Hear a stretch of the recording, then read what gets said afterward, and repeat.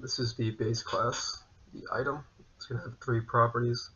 It's going to have the isCompleted boolean, the name, and the description, which both task and appointments are going to inherit. I'm also going to have these three abstract functions here: print, detailed view, toString, and edit, which will each of these will have their own version of these abstract functions.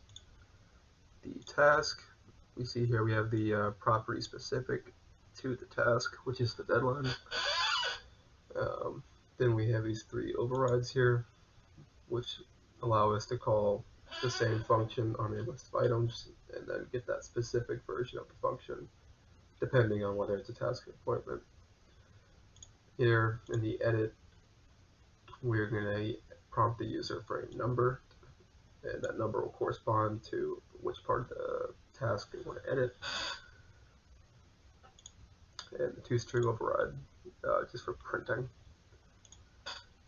Appointment is similar, except we have these properties specific to the appointment: start time, end time, and a list of attendees. Again, we have the same overrides on the appointment class. Edit also works the same. Prompt a user for a number, and that will allow them to edit a specific part of the appointment. Again, with the toString override as well. The task manager class is where all the work of the program is going to be done. We have the main list here of items which will hold tasks and appointments. We have this utility list here, which we're going to use if we want to show either the search results or only those tasks which are not completed yet. I'm not going to go over these. They're pretty straightforward. Just going to get the index of the item and then do whatever we want with it there.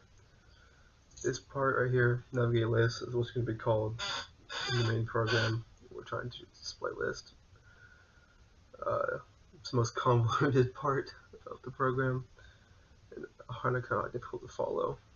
But here we're going to start with the uninitialized navigator, and we're going to take here an int function on select, which pretty much determines what the whole navigation is going to do. So if it's 1, we're being showing outstanding tasks, so we can't show the main list here. So we're going to clear the utility list, and we're going to add those items which are not completed yet, and attach a new navigator to go through that list. Else, if function select equals 4, search, we're just going to pretty much get a query and call the search function, and then those results are going to be attached to the this navigator right here. Else, the navigator is going to be the all navigator, which is pretty much the navigator that's going to display every single task and appointment. So we're going to start, get the current page, let's get the first page every time, and we're going to have a while loop here. Here, which message is going to depend on which function we're trying to do. So say we're trying to show all tasks, the message here is going to be, view all tasks, but it's different depending on what we're trying to do. Here, I'm going to display everything, yada yada. If previous has previous page, show P, has next page, show N, return the menu. And here is what the main reasoning for the function on select is. So we're always going to be taking an int from the user depending on which, pretty much to select an item. So here, if it's 0, then the function that will be called when they select an item will be to delete that item. 1 will be to complete the task or appointment. 2, to edit. 3, to show a detailed view. And 4 is for the search. Here is we're going to take the input if it's an N, P, or X, and we'll go to the next page in the list. P will go to the previous page in the list, and X will exit by making more nav false. the search function right here. We're going to clear the utility list. We're going to use some linQ here. We're going to get every single item in the main list, see if that item, the name of the item contains the query or the description contains the query string, and we're going to put those into a list, and will be added to utility list. Here, var appointments, this is pretty much just going to get every single appointment that's not already in the list. And then for each of those appointments, we're going to see if any of those attendee strings contain the query. And if they do, we will add those to the utility list as well. First, I'm going to show how the list navigation works. So I populated the main list with some dummy data just to show off the navigation. So if we hit 5, list all the tasks, and it's a mix of tasks and appointments. We can hit N, navigate through, hit N again, and if we hit N again, it's going to show us the same page. You can go back if you want, and it still works. And since this is the list all tasks, we can enter the number of tasks we want to see a detailed view of.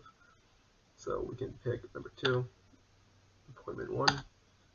We can see all the data for appointment 1. We have name, description, the time, and the attendees that are in that appointment.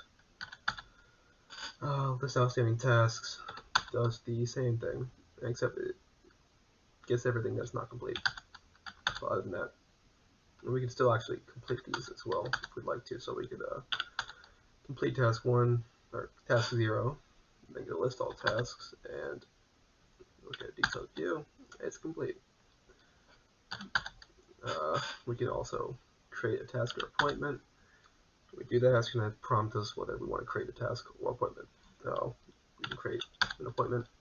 Into the name, walk the dog. Description, now. Into our start time, we can do today, so 12:30 p.m. Yeah. Stop time, we can do 1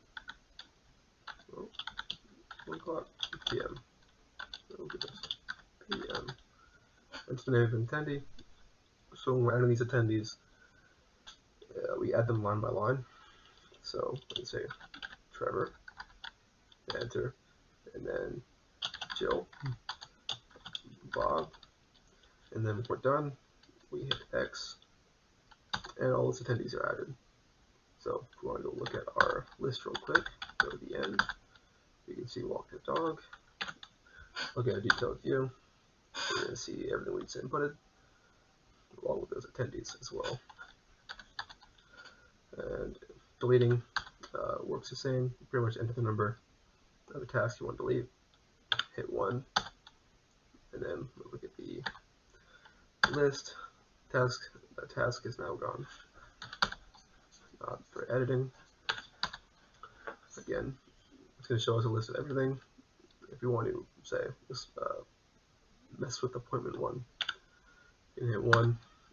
It's going to show us the data, prompt us for a number. I'm going to want to change the attendees. You can hit 5. We're going to get the current list of attendees. If we enter the number of the attendee, it's going to remove it from the list, or if we add a name, it's going to add it to the list. So name, and will be appended to that list. Say we want to get rid of Bill, just hit 1. Bill's gone. Get rid of Sarah. Sarah's gone. And we're done. Hit X, and it saves that. For the search, this is going to prompt us for a search. We can enter any string we want. If we want to find the one we just created, we can do walk, and it finds walk the dog. And we can do that like any other task or appointment. Say we search for something that's just not here, so gibberish, no results found. Search again, task, and we're getting all the ones that have task the name, which is a few.